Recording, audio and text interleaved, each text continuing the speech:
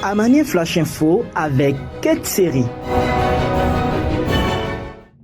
Bonsoir, bienvenue dans ce 18h. Environ 3 km à pied. C'est le parcours qu'ont effectué les futurs pèlerins en prélude du pèlerinage à la Mecque. Les participants ont également effectué une séance de yoga afin de maintenir l'endurance au-delà de l'aspect spirituel. Le pèlerinage exige une excellente forme physique. Cette journée sportive a été organisée par le Conseil supérieur des imams, des mosquées et des affaires islamiques de Côte d'Ivoire en partenariat avec la Fédération ivoirienne de randonnée pédestre et du bien-être pour tous. Imam Mariko Sako a encouragé les personnes choisies pour le pèlerinage de cette année à s'impliquer fréquemment dans cette pratique afin de se préparer efficacement. Et puis en santé, la construction d'un nouvel établissement public hospitalier régional universitaire est prévue à Bondoukou. Il sera équipé de services et de technologies de pointe tels qu'un scanner, des blocs opératoires et un service d'urgence. Le ministère précise également que cette infrastructure sanitaire bénéficiera des ressources humaines qualifiées, notamment des professeurs de rang A et des spécialistes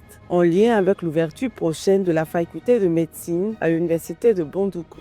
Et puis l'international ivoirien Massalin Gradel a été officiellement nommé ambassadeur de l'Organisation des Nations Unies pour l'alimentation et l'agriculture, dans le but de promouvoir l'agriculture, en particulier la pisciculture et l'économie bleue en Côte d'Ivoire. Ce partenariat a formalisé le mardi 22 avril entre le représentant résident de la FAO en Côte d'Ivoire, Joseph Myema, et Massalin Gradel s'inscrit dans la vision de l'État ivoirien pour parvenir à la sécurité alimentaire d'ici 2030. Je m'engage pleinement à mettre mon image, ma voix et mon influence au service de cette noble cause, a-t-il déclaré lors de la signature de ce partenariat. Le représentant de la FAO a félicité le joueur pour cette décision à la fois courageuse et inspirante au service de la sécurité alimentaire en Côte d'Ivoire. Terminons avec cette information, le décès d'Odile de Vazlot, la directrice fondatrice du lycée Sainte-Marie de Cocody, est décédée ce lundi à l'âge de 103 ans. Titulaire d'une licence d'histoire à la Sorbonne, elle a enseigné au sein de la communauté Saint-François Xavier à Paris, puis de 1959 à 1988 à Abidjan, où elle a créé et dirigé le collège et lycée Sainte-Marie de Cocody.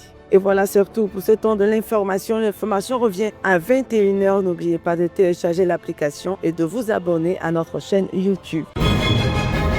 Amani Flash Info avec Kate Série.